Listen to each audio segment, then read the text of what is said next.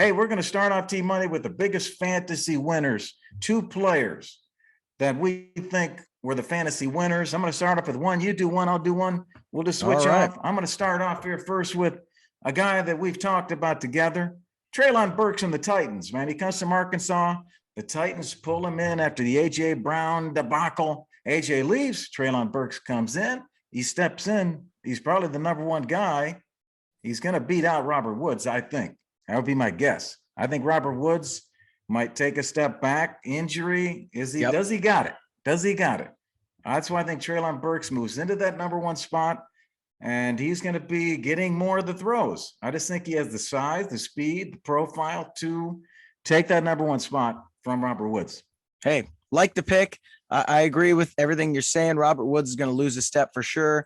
I think it's going to be even more of a run first offense, I think. So the A.J. Brown targets won't be there as big as people think, but I like him a lot. He's definitely a winner in this draft.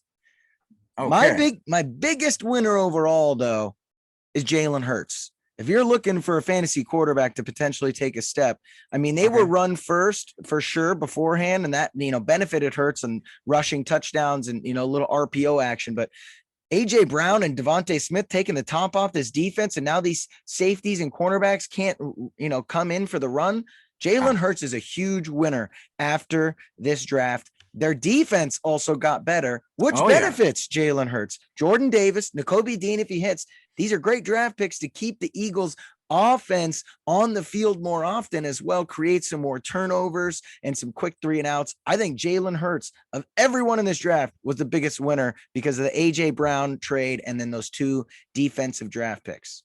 Yep, I like that. I like that. Jalen Hurts, he's currently ranked 7th on the fantasy depth chart, but he could move up. Man, got A.J. Brown and Devontae Smith throw to. That's going to be amazing. I'm going to go for my second choice, not in any specific order, but another fantasy winner, Drake London, going to Atlanta. It depends on the quarterback situation. Like you said, man, if one of those quarterbacks steps up, which I know who you think is going to be stepping up, but if one of those quarterbacks step up, Drake London, sitting there in that number 1 receiver slot, has to get some fantasy points, man.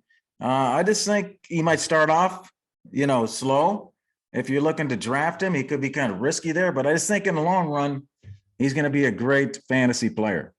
Yep. Again, totally agree with you. It's him and Burks for the wide receiver number 1 in rookie fantasy drafts for sure. So I like Drake a little more than Burks, but either one, flip of a coin. I think that's a great pick. He's going to be a big winner. My biggest winner, my second biggest winner here, Rashad Bateman, the wide receiver for Baltimore Ravens. Hollywood Brown is gone, and Lamar Jackson was never really great at throwing to Marquise Brown because it was deep threat. I think Rashad Bateman can be like a Mike Evans type guy. He's really big frame. He was injured a lot last year, but came on strong in the second half. And so I think Rashad Bateman, everyone should be targeting. He's clear-cut wide receiver 1 right now for the Ravens. And I just think he's going to fit that system a little more instead of trying to take the top off. He's going to be, 50-50 balls and over the middle and, route running. So I think Rashad Bateman with Hollywood Brown is clear cut, big winner here. I agree with that. And all you fantasy players in T-Money and Ice Fantasy League, our 12-man PPR league. Hey man, I will trade you right now. You text me. I got my phone right here. I'll trade you Rashad Bateman. Okay. Give me a draft pick. I'll give you Rashad Bateman as your keeper. Any of you guys out there.